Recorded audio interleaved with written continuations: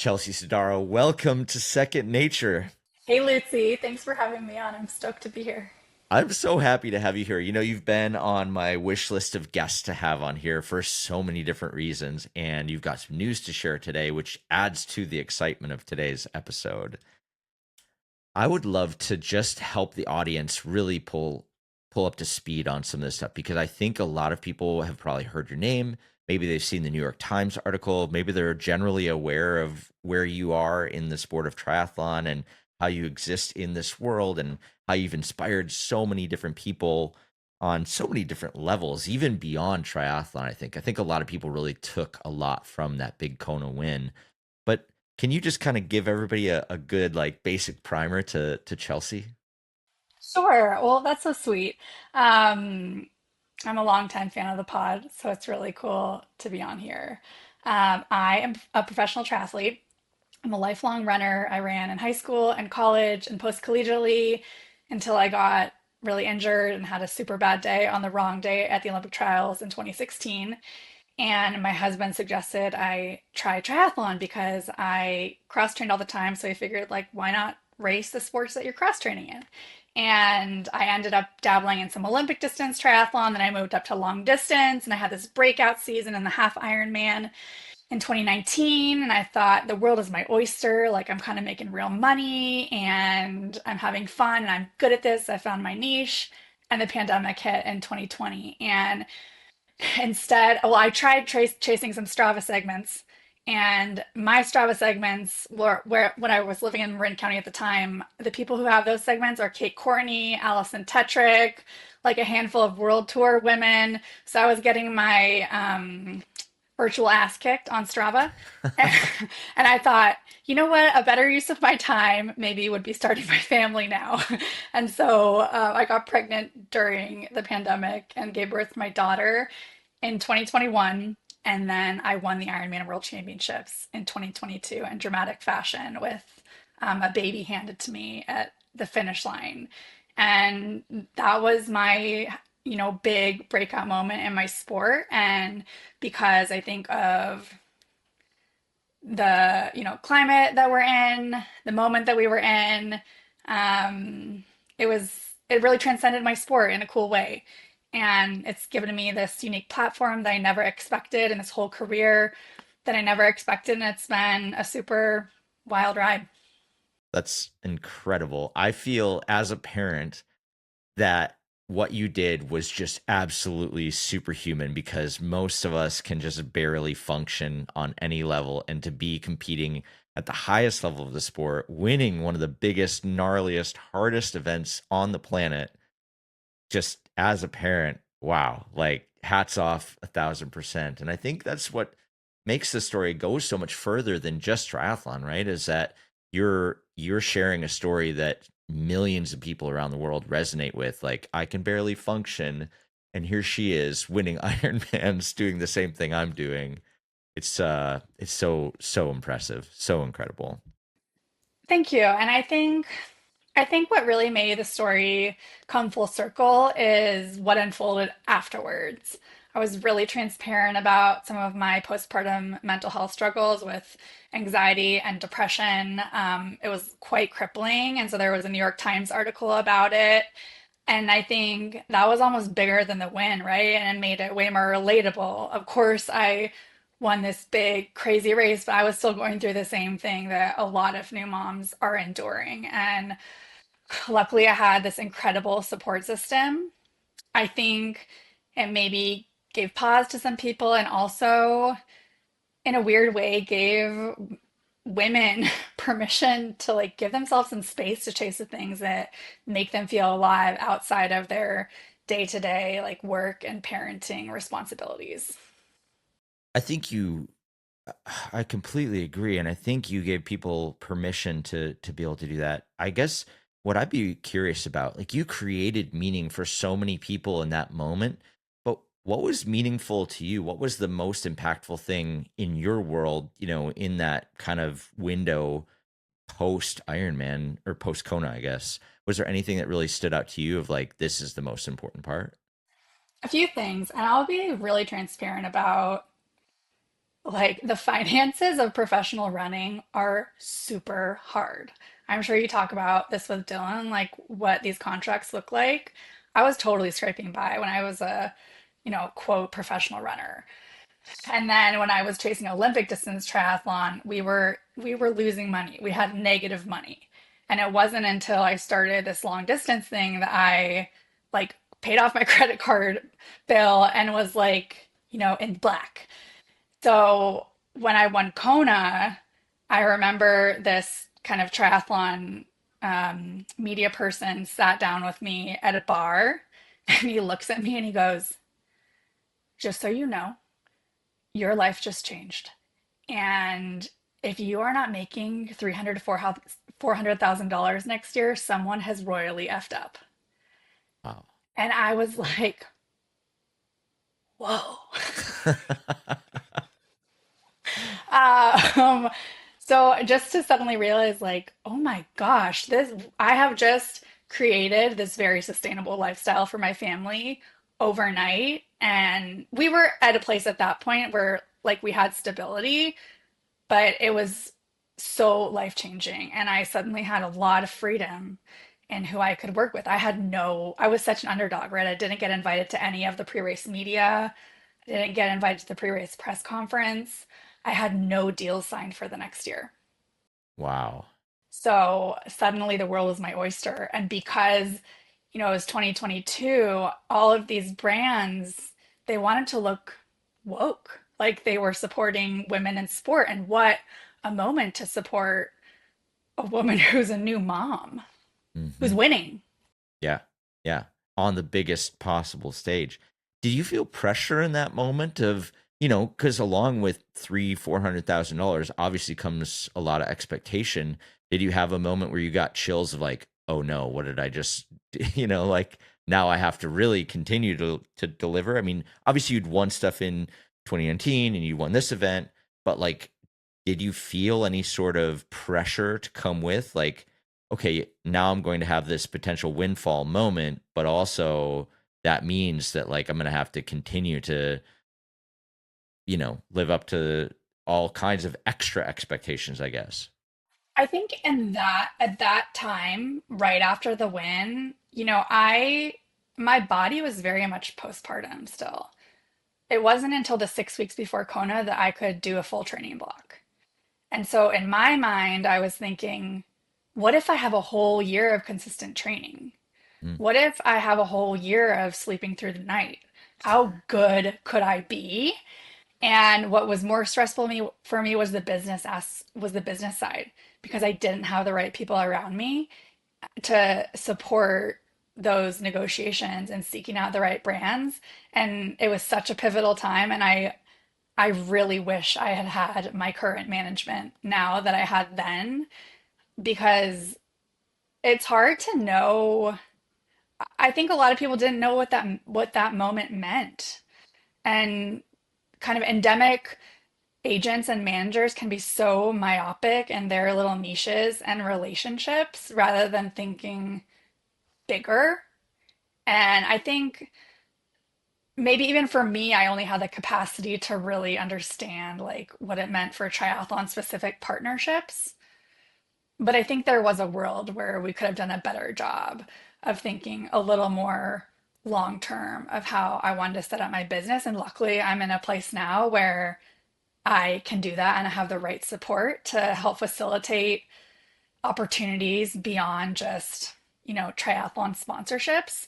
But I was stressed out of my mind that first month after Kona. And the craziest thing, which I think a lot of athletes experience when they have a really big win, like at the Olympics or World Championships, of course, my life was changed in some really profound ways. But then I went home and my husband he's a firefighter. He's staying home with my daughter full time right now. But then he was working full time. And I got home and I still couldn't find sustainable childcare. And I was like, oh my God, how am I going to do this? Like, I suddenly have a real business to manage and I can't find a babysitter to show up on time. So it was a trip. It's that's the real balance of all of it, right? Of yeah, our real lives versus what, what we're trying to accomplish out into the world, and how we balance all those pieces. It's a real struggle. I'd be curious because, one of the conversations that you and I were having before this podcast is that there is no real, block and tackle way for any athlete to put their program together, where what their team looks like, who they're working with, how they're working together. What's the advice that you would give athletes? I mean, I feel like a lot of people aren't even sure, should I have an agent, and what's the point at which that makes sense?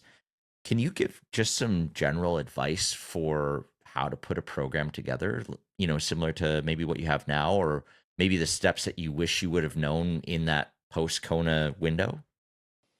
What has been most impactful at this stage in my career is having relationships with other women in sport, and not necessarily in my sport, but women in other sports who are achieving at really high levels, and being able to, bounce off ideas and share our networks. I talk a lot about my friendship with Kate Courtney, who is a good friend of both of ours. But having somebody like that who, has achieved on a similar kind of stage, being able to, I guess, share ideas and sometimes share what we think contracts should look like, and who we're working with or who hasn't worked for us, has been so game changing for me. Yeah. Everybody's under NDAs in these sort of Olympic sports. So it's hard to know what you're worth.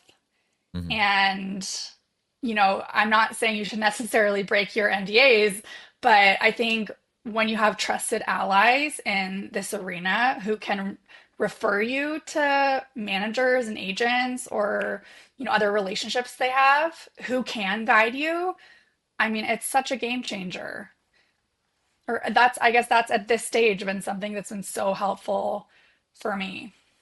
I think that was one of the things that really stood out to me during my time at Red Bull, is watching these athletes. I call it cross pollination, where a mountain biker like Kate, would be talking to a triathlete like you, or a gamer would be talking to a snowboarder. You start to see these, kind of ways that people are thinking about the frameworks, the structures, the relationships, the ranges of, pricing, and the structures of deliverables and stuff like that.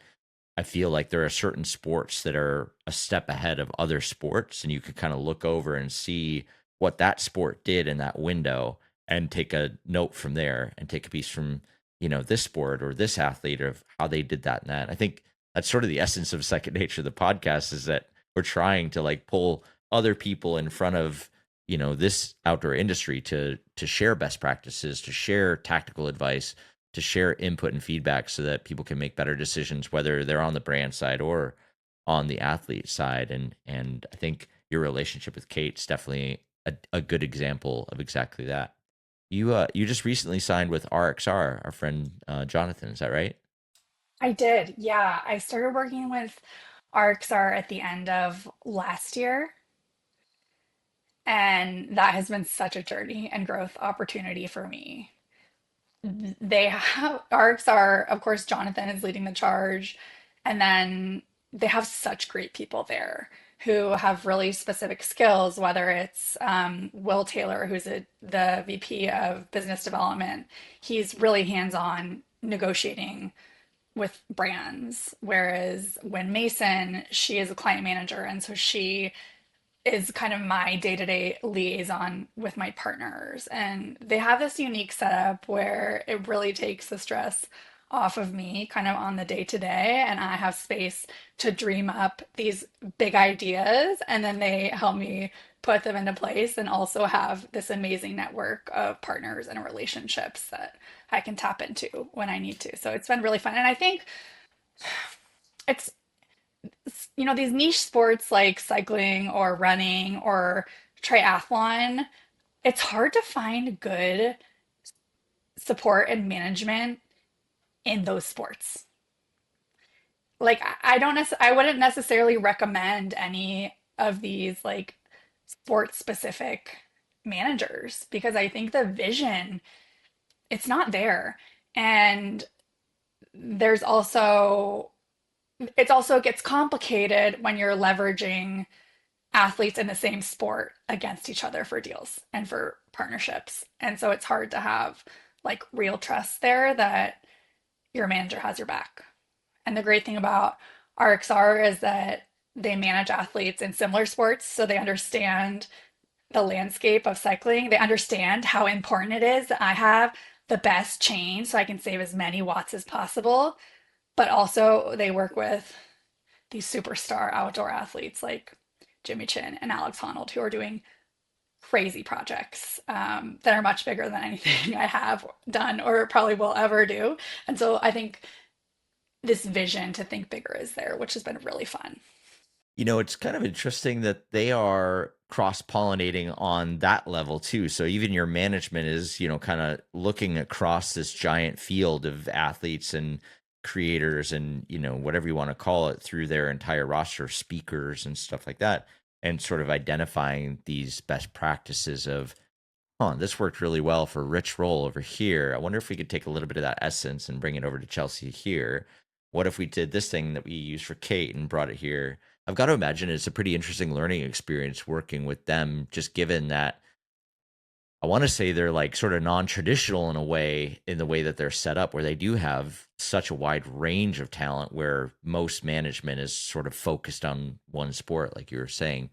Has there been anything else that you've kind of learned from that relationship with RXR? Something that maybe you didn't feel like you had access to before, or something that you've observed that's really stood out to you?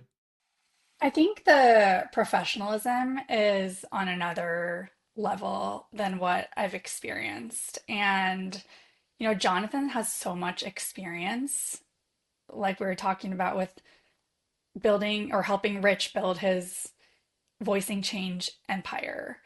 And I think in our conversations, I just pick up on this attention to detail and, how they're able to really parse out what is most important that we need to be focusing on in this moment and what's really going to move the needle and what's not serving us. And I've always operated really well when someone can be super direct with me. Like, I want you to be straight and honest, and I want to know what's up. And that communication style has been really, really refreshing.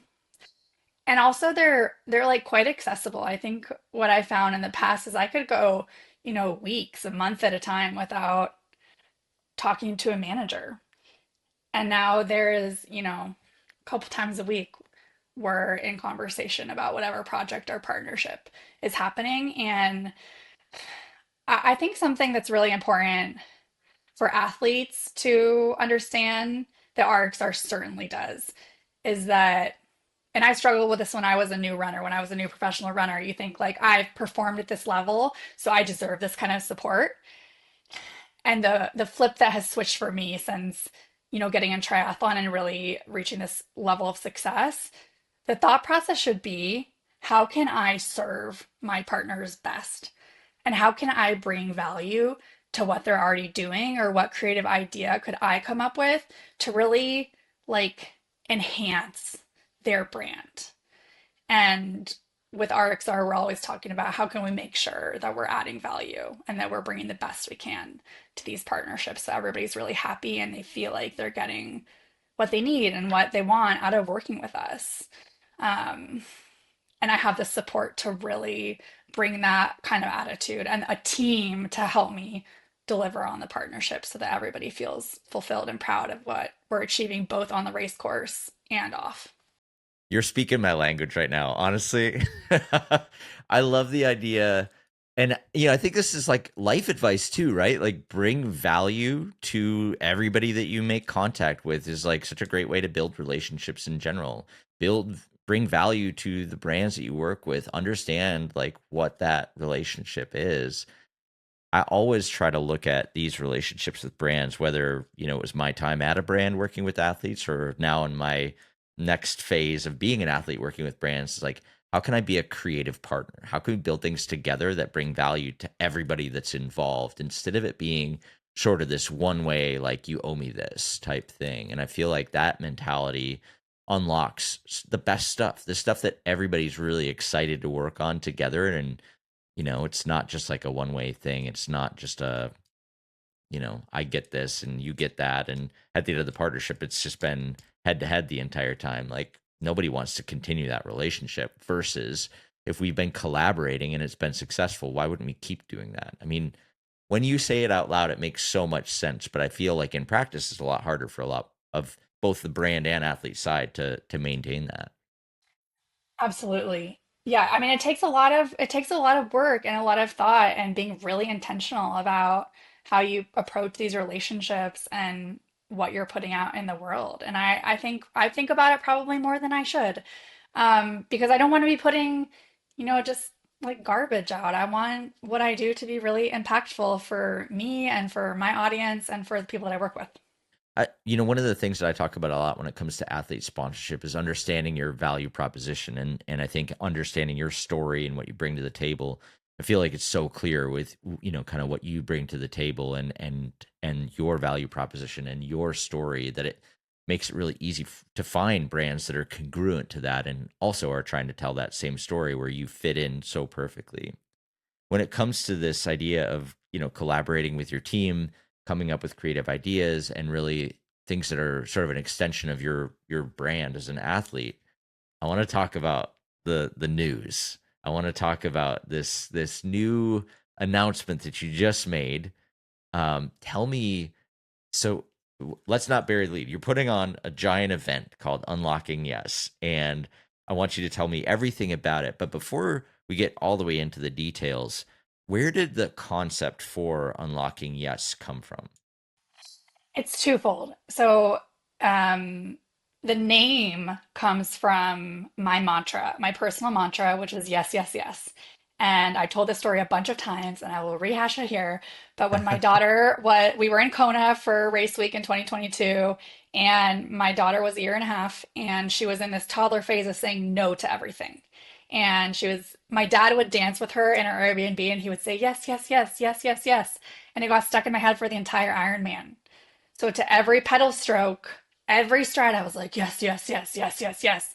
And I win the race and I tell this story on podcasts and interviews, whatever. And now when I go to races, people on the sidelines yell at me, yes, yes, yes. And I hand out little top tube stickers so people all around the world have little yes, yes, yes stickers on their bikes. It's a fun thing, but it's all about leaning into the hard moments and saying yes when things get really tough and like taking on the adversity and really finding your strength in those challenging moments. And unlocking yes is about unlocking that power and that excellence. And what my event is an excellence summit. And it is not huge, it's an intimate experience for a really fun community of people. It's taking place at a private ranch in St. Helena, and I will outline it all for you, but we're going to have a welcome dinner on Friday. It will be 2 weeks after Kona 2025. And so we'll have a casual welcome dinner, and I will detail how I either crushed in Kona and I was amazing, or I had some awesome growth opportunities in the race. And the next day, we're going to go on a beautiful bike ride in wine country. Um, we have hired a private chef, Matt Accarino, who is also a Ventum athlete. So he'll be cooking several meals for us. We're going to have this amazing catered dinner on Saturday with wine pairings from Joel Gott. And we will have a panel of some badass female athlete moms, moderated by Naomi Clarkson, who's the head of marketing at Momentous. And then we'll have a goodbye breakfast and run the next day, all to benefit For All Mothers, which is an organization that is very near and dear to my heart. I'm putting all this in the show notes, so I'm just Cool, making thank notes you. here. Okay, I meant huge in that it's like an impactful, meaningful thing, not hundreds of thousands of people descending into the hills of California. But what a cool thing, and what an interesting way to sort of bring it all together in one place and really just sort of offer up something really meaningful to everybody. How did you come to the idea of I want to put together this event to bring everybody together? Because it's a big undertaking to be able to do this. It's going to be 2 weeks after, Kona wraps up, which is arguably a huge focus for really the entire year. But like, there's a lot that goes into that. Even if you're not the one who's like, doing every single detail, there's still a lot that has to be put into something like this. What was sort of your, um, the mentality around building this? Like, I understand the yes part of it, but it seems like a lot of details coming together all at once. Yeah, so I get a lot of feedback in my day-to-day life. I have a lot of women come up to me at races and they thank me for what I do, which is very bizarre. And they also ask me how I do what I do. And then when I'm kind of in my day-to-day life, I get a lot of feedback about my approach to my work and my family and how I integrate everything. And I think it's something that's inspiring for a lot of people because I am a perfectionist. I am obsessive about what I do. I go all in, especially when I'm preparing for something like Kona. And I believe in these different seasons of life where we're not, 100% balanced on the day to day, but we are leaning into the excellence of the different things that we care about when it matters most. And I wanted to share that. And I think how it actually started, it was going to be called Chelsea's Day of Excellence. And, and that was our working title for many months. And Okay. then it evolved into this kind of more comprehensive weekend. So we can provide the best, most valuable experience to everyone who joins us. It seems like everybody that attends is going to get a lot out of this weekend of excellence. What is the thing that you're hoping to take away from the weekend? I get a really quick touch points with my fans when I'm at events, right? When I'm at a race, we have these very quick moments in passing. And I think because of my story, women are really inclined to share some of the things that they've been through. And so I have these super brief exchanges where I'm often brought to tears because of the powerful things that some of my, amateur peers in triathlon are going through to get to the start line. And I'm really excited to have more FaceTime, to really be in a community who shares some of these values with me and who wants to like celebrate what we're able to do together and also be on this experience for a couple of days where we're gonna um, bike in a beautiful place and eat awesome food and learn a lot about some amazing people. It sounds like a really good time. What I've really done is I've created a weekend that I would want to go to. And you get real time to get to know people, to learn their stories, to really dive in. How does that affect you? Like when you're going into a race, your mindset is locked in on, everything that you've done. They say like, what is it? Like the hay is in the barn or whatever, the hay's in the shed. You've done all the work and now you got to like, whatever. But, when somebody comes up and tells you like a super emotional story right before you're about to like dive into the water and swim like a couple miles, like, does that affect you? Does it give you extra strength? Does it like weigh down in you? Like somebody just unloaded like their crazy story? How does it how does it affect sort of like your weekend when you're getting these like really emotional stories just dropped in your lap? Yeah, I'm a deeply feeling person. So I tend to like take it on and internalize it, and I've had to create some boundaries for myself, especially in sort of pre-race media. And right before a race, sometimes triathlon is unique because we're all together, right? Like the pros are with the 2,000 amateur athletes that are there, which is one of my favorite parts about our sport.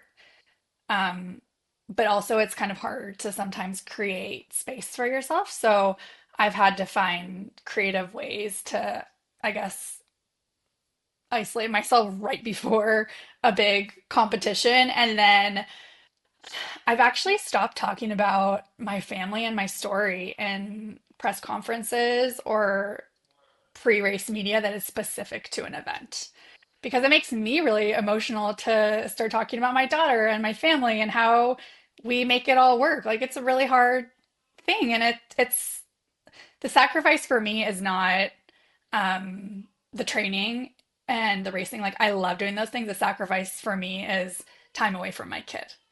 And Yeah. that's not something that I really want to think about when I'm preparing for the Ironman World Championships. I feel like a lot of people that have these stories that they're bringing to you obviously have gone through motherhood or have become parents and have gone through all kinds of different struggles, and those stories are relevant, but they're also still like experiencing, parenthood and all these things as well. I want to know a little bit more about this For All Mothers group that you're supporting through the event. Can you kind of give me a primer and kind of fill us in on what do they do? Yeah, absolutely. For All Mothers is a Bay Area-based nonprofit founded by Alicia Montano, who is a former professional 800-meter runner. She is a world championship medalist. She is about to get her Olympic medal from 2012. She'll get it at the 2028 Olympics, which is great, but also crazy. She was the talent of a generation and my college teammate at UC Berkeley, Oh, that's cool. so we go way back. And she was one of the athletes who came out with the New York Times op-ed in 20, I think it was 2018, 2019, along with Kara Goucher and Allison Felix. They all spoke about how they were really screwed over by some of these running brands when they got pregnant and chose motherhood in the middle of their careers. They were not supported by their sponsors, and Alicia has taken on this mission to make the space better for female athletes. So, For All Mothers provides childcare grants to female athletes. They just launched this incredible initiative with Strava where they're giving out, I don't know how many it is, but a ton of grants for all sorts of different athletes for childcare. They also help races implement lactation stations and childcare. So they help the NYRR and New York City Marathon put in lactation stations, and they've helped get childcare at the U.S. Olympic trials for track. And they also consult with businesses and both in sport and out of sport on best maternity and family leave practices. So all of these things actually have been real pain points for me personally.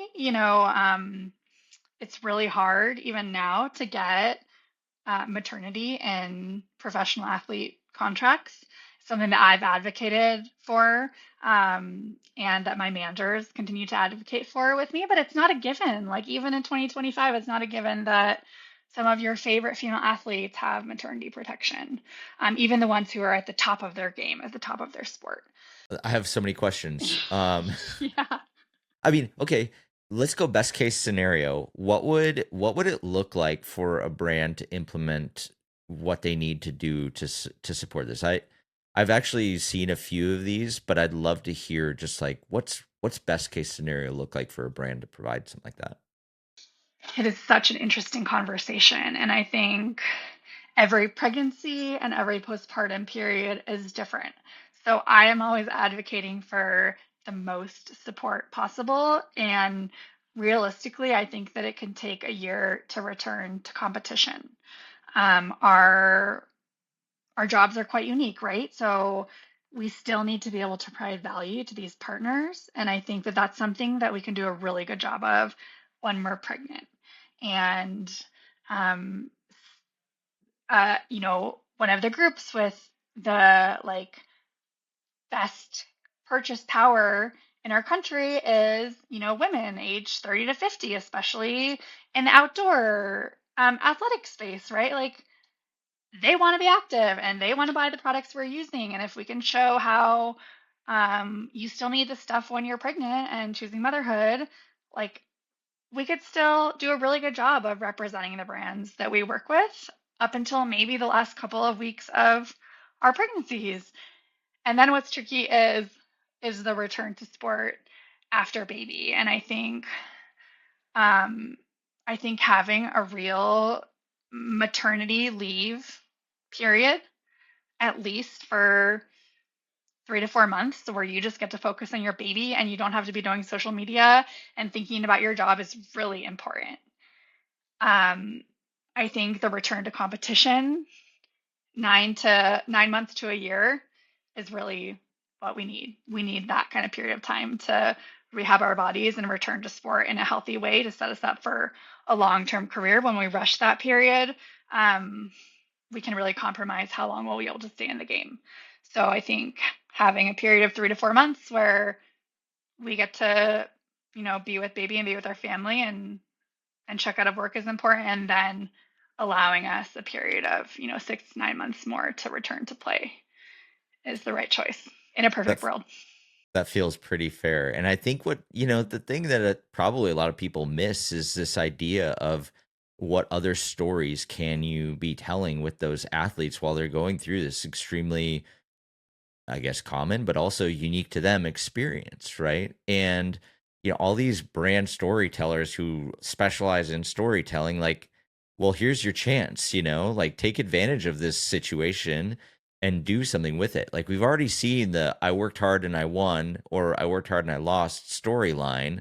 Here's a chance for something completely different. Here's an established athlete that's, having a major life change, and like let's tell that story, or all the other steps along the way. I feel like brands throwing up their hands during that era of someone's life, just I don't get it, It just seems like such a great opportunity to show something else. And like you said, here's a group with giant purchasing power, and you're going to be telling a story that resonates more with them. And if you ever need any proof, go back to your 2022 Ironman win. It's like that, obviously that resonated and will continue to resonate. It's kind of shocking to me that this is such a big challenge. Totally. And yeah, where I lucked out in a big way, like some of my some all of we all like luck plays a part into this, like being in the right place at the right time.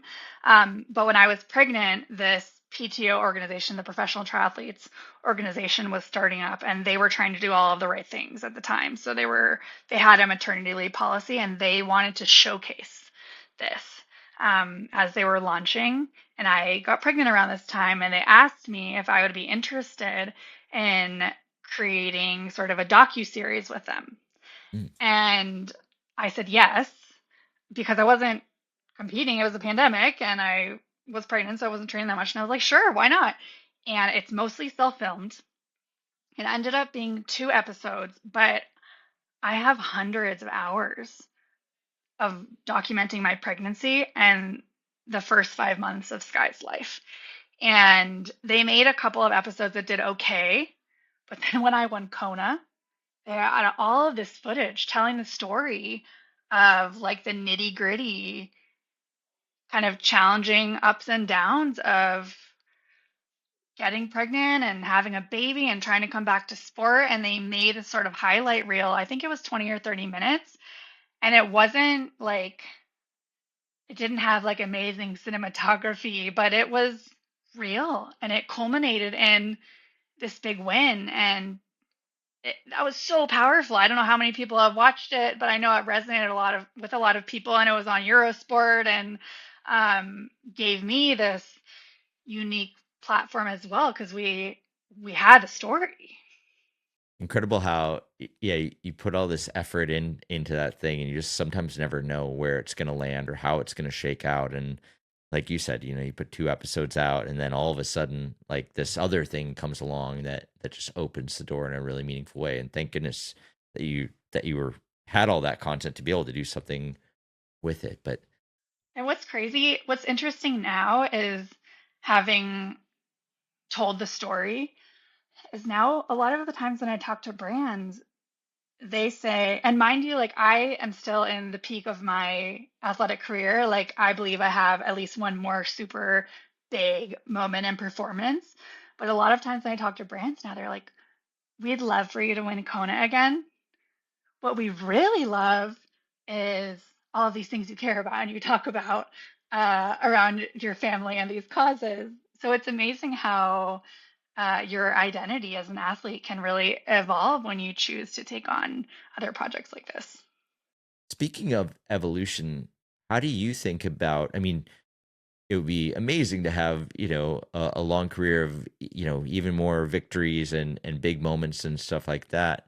How are you thinking about sort of the future of your career? And obviously this unlocking yes event probably becomes something that every year post Kona, you've bringing people together and having these really unique moments, maybe, updating like, oh, this year we're going to bring in this person, or this is going to be the guest on the panel. But that seems like a really solid rock that will be in the calendar every year. How do you think about continuing to build your career, and what are the things that you're thinking about? Are you just sort of heads down of like, I'm just going to keep training and keep delivering my best performances? Are you thinking about, how content plays a role in everything? What's sort of your mindset as your career continues? You know, I've always been a mission-driven athlete, I think, and the selfish aspect of my work, which is a lot of time by myself swimming, biking, and running, that's always felt hard to me. And I think triathlon ultimately is a way for me to make a positive impact in, my community and in the world as much as I can. And so yes, I am still very focused on the performance aspect because I still feel like I'm at my best and I have a lot of curiosity. I made a ton of changes in the last year with both my management and the high performance team around me, and I'm super curious to see what I can still do on the race course. But I also have a lot of interests outside of just the performance, and I think I was saying to my husband the other day, I think that's almost something that you earn. When you're first starting out in your professional athletic career, you almost have to be so myopic and singular. But as get all of this training in your body and the right people around you, and you learn all these different skill sets, you almost like earn this opportunity to expand your horizons and dabble in different projects. And I'm not going to be able to compete forever. And I also don't want to compete forever. Like, I do look forward to the day when I'm not, physically exhausted all of the, all of the time from as much training as I'm doing, and I want to like be stimulated in different intellectual sorts of ways. So I don't necessarily know um, what my next career will be. And I love having a lot of autonomy over my day to day. So hopefully I'll be able to figure out a way to keep that. But I'm definitely excited about the event. Like, it's a proof of concept. I think it's going to be so awesome, and it's something that I would want to go to, and I can't wait to make it an incredible experience for our guests. But there is some uncertainty around yeah, how it's going to go, and if this is something that people will be into. Um, so I hope that it becomes an annual event. We've created an awesome team around it, so I think it's going to be a great success. And then what I really want to do is I want to find a way to be a professional hype woman for other female athletes. I just Yes. don't know how I'm going to monetize it.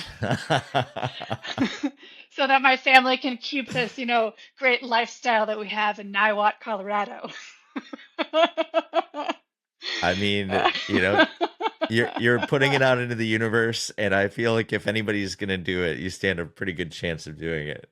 I mean, I don't think there's ever I don't think there needs to be another career. I think there's ability to evolve the career. And I was talking to Amy Engelbretson, she's a famous big mountain skier, about the same topic last week, and it was really about this, sort of idea that all these projects that we do, whether it's, in this case, putting on an event or creating content or putting a film project together or whatever have you, it's almost like subsidized education, right? Like, you're going to learn a ton through this proof of concept, putting an event together. What does it really take to organize something like this? And you've got a team around you, but still, you have to do a lot of stuff to get this thing to go.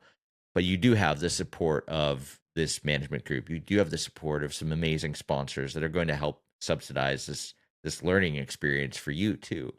And I think that that's sort of the evolution that I'm starting to see more athletes really take advantage of, is how can I get involved in these different things that I want to do, and how can I learn lessons that I can continue to apply as my career evolves in different ways.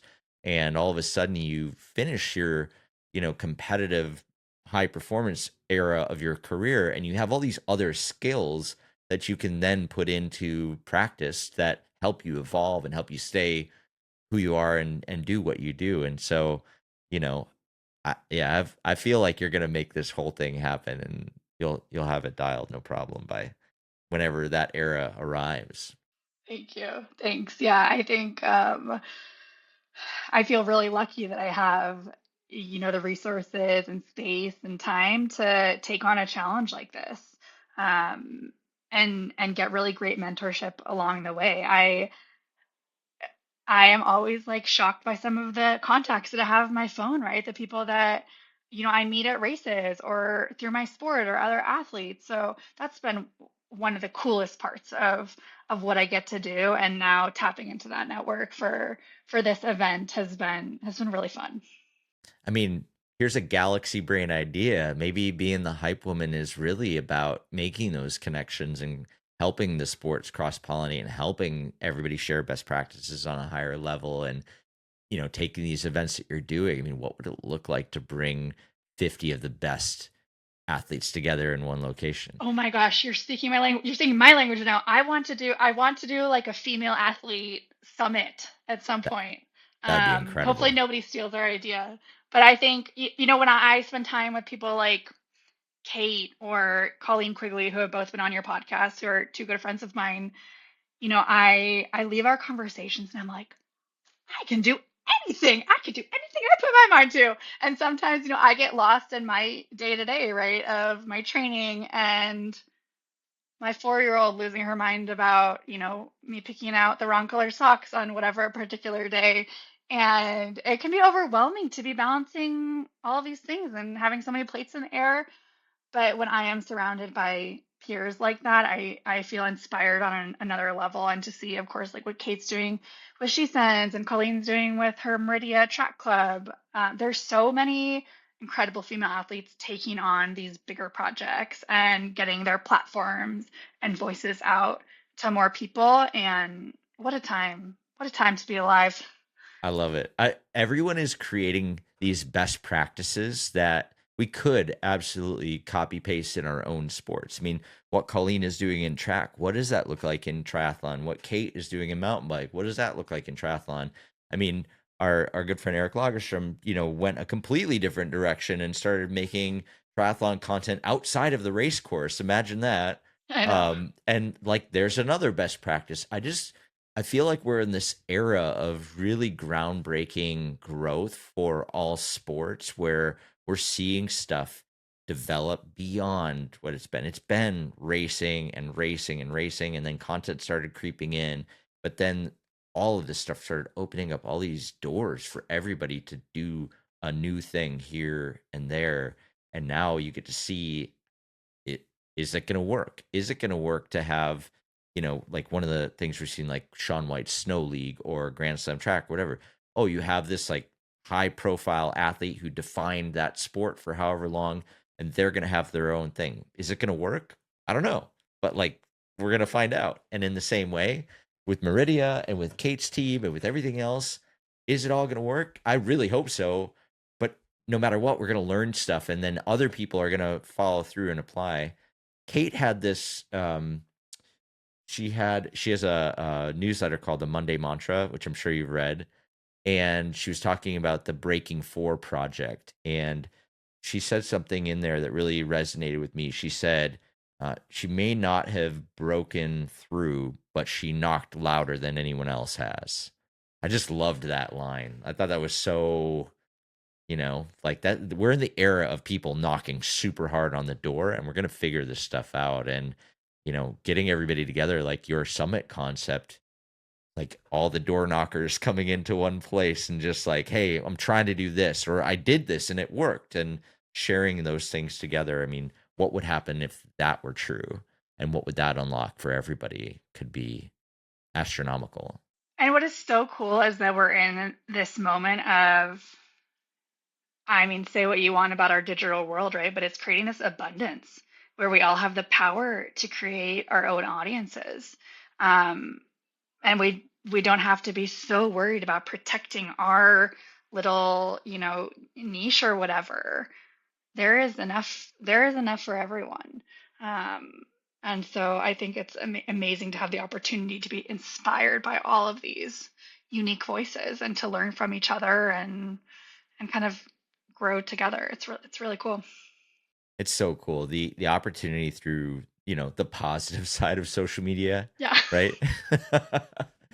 And yeah, you get to control the narrative. You get to share the stories that you want to be shared, and you get to, really collect the people in a community that want to talk about the same things that you want to talk about, that want to learn about the same things you want to learn about.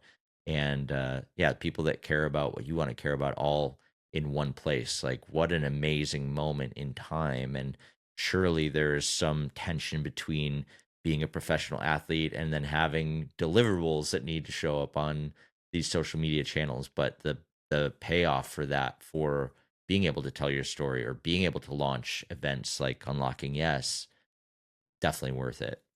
And that's what my event is about too, right? It's my opportunity to tell my story in my own words and in my own way. And we're going to have a photographer and videographer there to capture content. So we continue to do that digitally, and it feeds everybody, right? Of course, it like allows me to use my voice um, without it going through other channels. And it gives back to my sponsors because we get to feature their products. And it creates this great experience for the people who join us. So I think um, it's fun to get creative rather than just think like, what Instagram post am I going to do tomorrow about whatever product I have to like tick off on the list. It's and I do have a lot of autonomy, luckily, on how I want to tell the story.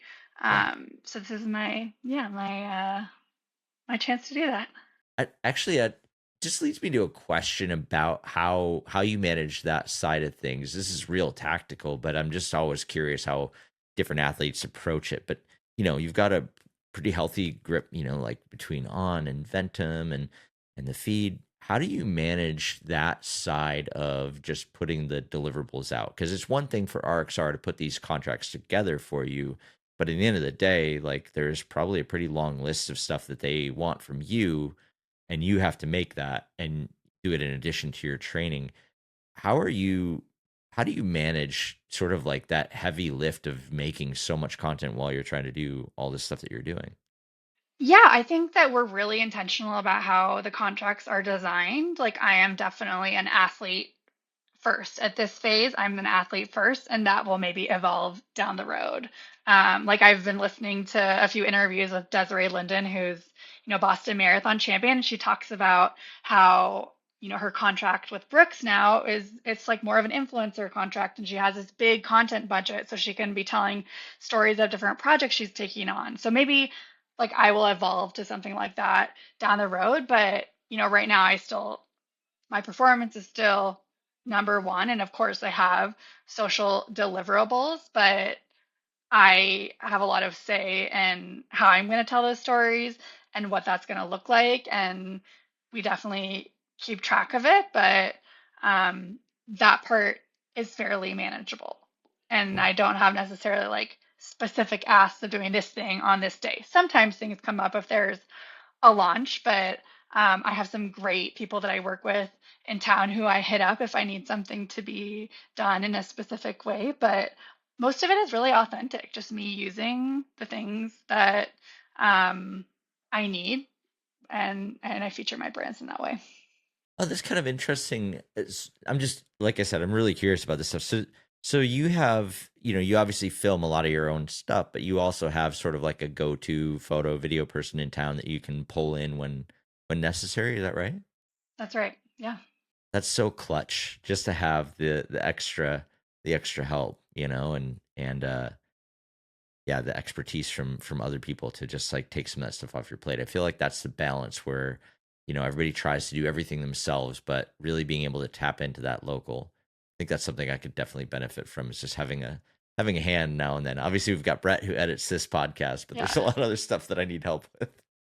I know, and But I think I am, I have somewhat of a grip on my skill set, right? And I am not a videographer. Like I can do certain things with my iPhone, or I can have Steve um, grab something from the car while I'm riding, and oftentimes that does really well for me. Like people love to just see me running down a trail with like awesome music. But if I'm trying to tell a specific story, like we did this really cool, well, I thought it was cool, this like announcement that I was back on the high performance team, and we did a little bit with Laura Green, who's a running influencer in it, and I just had a good time with it. I had somebody help me out with that, just so that we could really have a polished little reel. But yeah, I do both. I mix it up. That's really cool. Awesome. Well, we usually end every episode with a segment called BPC, which is brand product content. And since you're the guest, I'm gonna let you go first. What you got? I mean, I have to plug. I have to plug for this one, but I have to say on because they're managing to do this very unique thing in the running space, which is have a fashion moment as, you know, a multi-billion dollar business where they're featuring people like Zendaya, for instance. And then at the same time, they're here in Niwot, Colorado with me at the track testing all of these different carbon plated shoes to find out what's going to be the most optimized for Kona. And I think this is really hard to find in the running space. You either find um, a brand that is all about, you know, the marketing, or you find a brand that is more focused on the performance. And I think On continues to be an athlete first brand, which is why they're so special. And we see that in the product that goes to market. But I don't think that people necessarily understand how special that process is and how they're continuing to evolve, especially their performance footwear testing with real athletes in the real world, right? It's not just happening with a couple of people at a lab in Zurich. They're literally going to their athletes' training bases and testing the equipment in sort of a race, real world environment, and then ultimately bringing it to market, which I think is really amazing. That is super cool. We got to see some of the stuff from On at TrailCon last week in Tahoe. They supported the event, and even their booth that they had at the event for people, everybody walking through was just so considered. The intention behind what they're trying to do right now, and I think you make a really good point. In also that I guess you would just assume that brands that make running shoes would be testing, but like it's not always that way, that they're that locked in with their highest performers and they're really trying to figure out the absolute best thing to give you the best shot at doing your thing. That's so cool that they're like out at your spot doing it with you I know. directly. And I think that because they're athlete first, the way they're able to turn around product is much different than a lot of a lot of other brands, which is Awesome. very special. Yeah. Do you have those the woven shoes? The light spray? Yeah, I do. those Yeah. look They're crazy. Have you tried them? Have you seen them in person yet? No, not yet. Yeah, it's unreal. It's amazing. That's so cool. Awesome. Okay, well, I'm going to actually take this opportunity to plug one of my sponsors Do as it. well. Only because this past week, Marin Bikes, who's supported me for a while now, sent me my first gravel bike. And to be fair, I've borrowed Rebecca Rush's gravel bike to ride in her gravel event in the past, but now I finally, for the first time ever, have my very own gravel bike. And I think you'll appreciate this. It's named after the Gestalt House in Fairfax. So I'm riding the Marin Bikes Gestalt XR, my first ever gravel bike. This bike is actually a gravel bike made for mountain bikers. So it has a little bit more slack top tube. There's a few little tweaks. The standover's a little bit lower. It doesn't feel like a road bike. It felt like the right bike for me to get into gravel, my training wheels, as it were. So I've got my first gravel bike, and I know just enough to be dangerous in the sport. So we'll see where this all I goes. love it.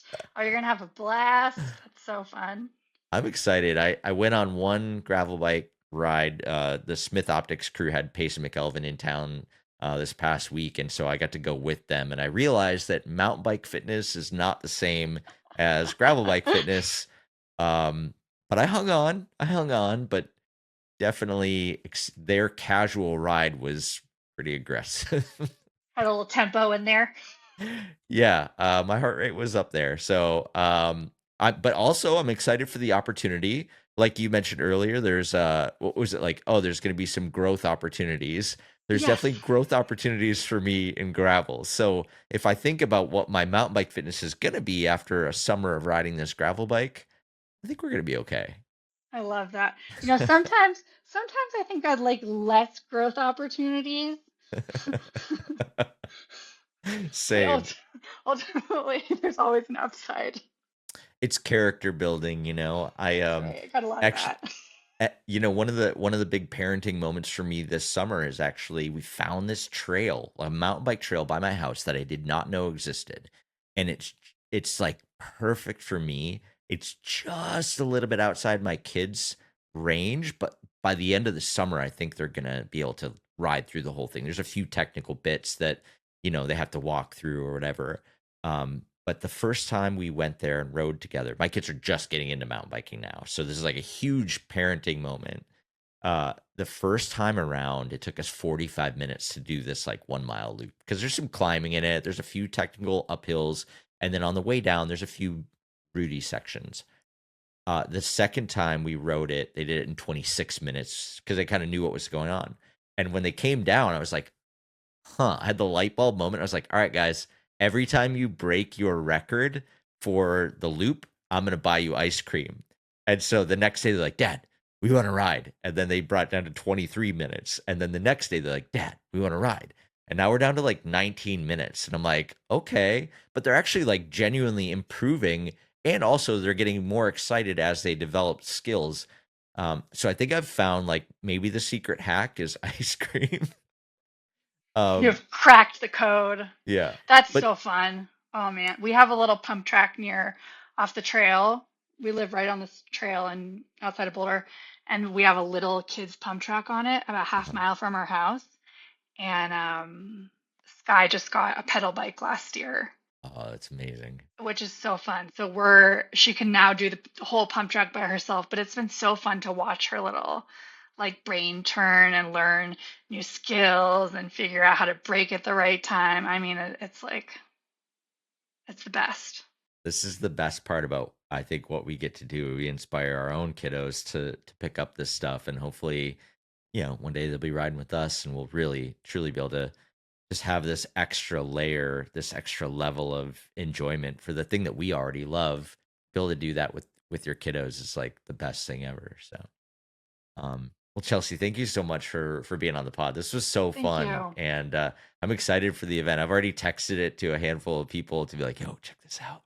So Thank you so much. I I'll make really sure that appreciate that. I'll put all the links in the show notes and all that stuff so everybody can check it out. But congratulations on everything so far, and we're super excited to see how everything goes for you this year. And we're all behind you and cheering you on. Thanks, friend. I really appreciate that. Absolutely. Thanks again.